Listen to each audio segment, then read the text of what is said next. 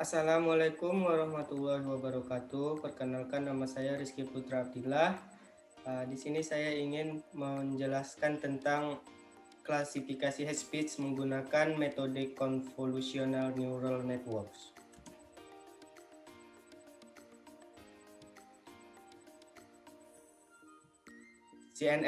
Jadi pertama, CNN merupakan metode deep learning yang paling umum digunakan untuk menganalisis data citra visual.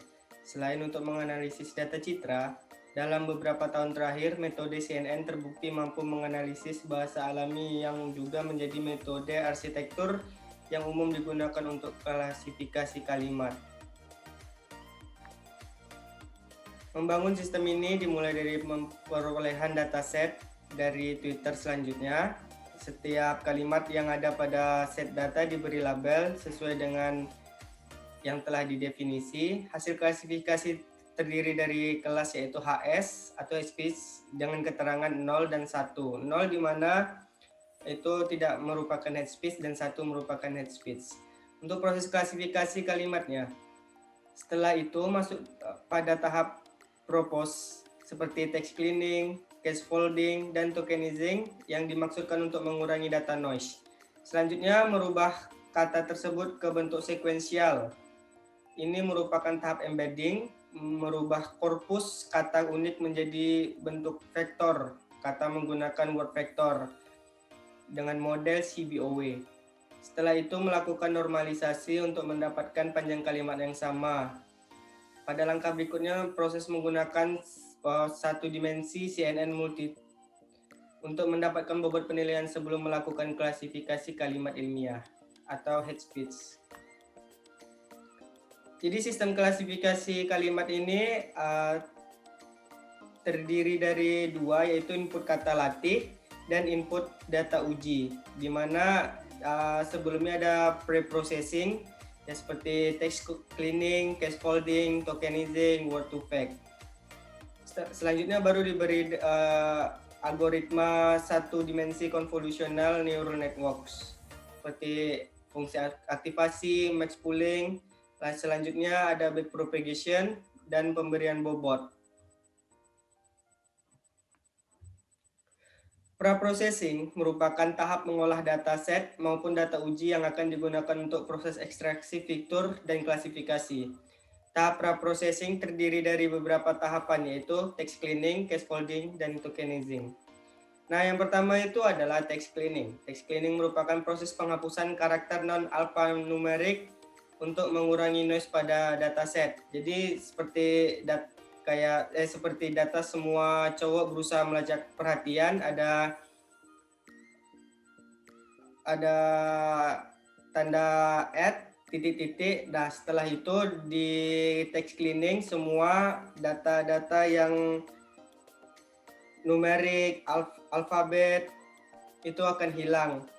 Jadi menghasilkan di saat semua cowok berusaha melacak perhatian. Nah, ini merupakan script dari Python-nya. Nah, selanjutnya yaitu scaffolding. Scaffolding merupakan proses merubah keseluruhan kata dalam korpus menjadi suatu bentuk standar. Jadi seperti yang RT user itu akan tulisannya akan dikecilkan. Seperti contoh kayak RT huruf besar, user huruf besar, jadi huruf kecil semua. Nah, selanjutnya tokenizing. Tokenizing merupakan proses memotong atau memisahkan setiap kalimat menjadi beberapa token atau bagian-bagian, sehingga kalimat input menjadi kumpulan kata dalam list. Sebelum kita membuat token, kita harus memberi indeks setiap kata pada dataset. Nah, jadi semuanya ditokenkan, dipecah dari kalimat menjadi per kata-kata. Ini merupakan script Python, yaitu from tensorflow.keras.preprocessing.text import tokenizer. Selanjutnya, word to fact adalah suatu metode dapat mengolah kata-kata dari korpus kata dalam waktu yang relatif singkat. Word to fact juga merupakan neural network yang digunakan untuk memproses teks sebelum teks tersebut diproses lebih lanjut dan oleh algoritma deep learning. Cara kerja metode ini yaitu mengambil korpus teks sebagai input dengan melalui tahapan praproses dan one-shot encoding, lalu menghasilkan representasi vektor dari setiap kata yang ada pada korpus kata tersebut sebagai output. Word2Vec mempunyai dua jenis arsitektur pemodelan yang dapat digunakan untuk mempresentasikan vektor kata. Arsitektur tersebut diantaranya yaitu Continue Back of Word atau CBO dan Skipgram. Pada program yang kami lakukan, kami merubah setiap kata menjadi sekuensial angka.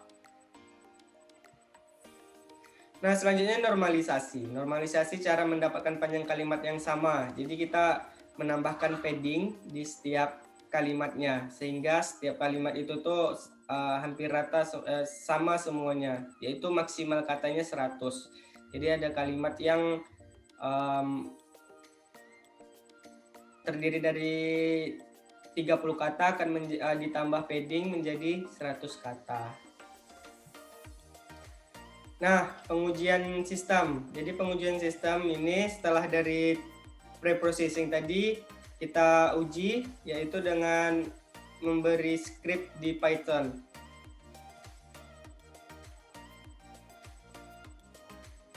Nah, selanjutnya pengujian dengan confusion matrix.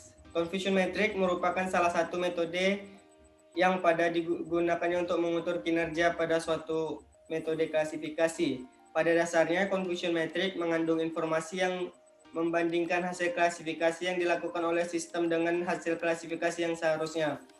Confusion matrix diperlukan untuk mengetahui baik atau tidaknya suatu model dalam memberikan prediksi terhadap suatu data uji yang diberikan. Ada 4 istilah yang merupakan representasi hasil proses klasifikasi pada confusion matrix, yaitu true positive, true negative, false positive, dan false negative. Selanjutnya akurasi. Akurasi merupakan tingkat kedekatan antara nilai prediksi dan nilai aktual atau nilai sebenarnya. Jadi rumus akurasinya itu true positif ditambah true negatif dibagi true positif ditambah true negatif ditambah false positif ditambah dengan false negatif, setelah itu ditambah dikali 100%.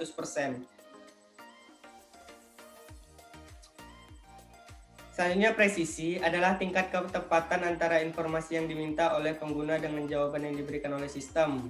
Rumus dari presisi itu true positif dibagi dengan true positif ditambah false positif dikali 100%. Recall. Recall adalah data penghapusan yang berhasil diambil dari data yang relevan dengan query atau tingkat keberhasilan sistem dalam menemukan kembali sebuah informasi. F-measure. F-measure pada F1 score merupakan salah satu perhitungan evaluasi dari hasil mengkombinasikan recall dan presisi. Jadi F-measure ini rumusnya yaitu 2 dikali precision dikali recall dibagi recall ditambah precision dikali 100%. Baiklah, sekian dari hasil presentasi saya. Mohon maaf jika ada kesalahan. Dan saya akhiri dengan wabillahi taufik wal hidayah. Wassalamualaikum warahmatullahi wabarakatuh.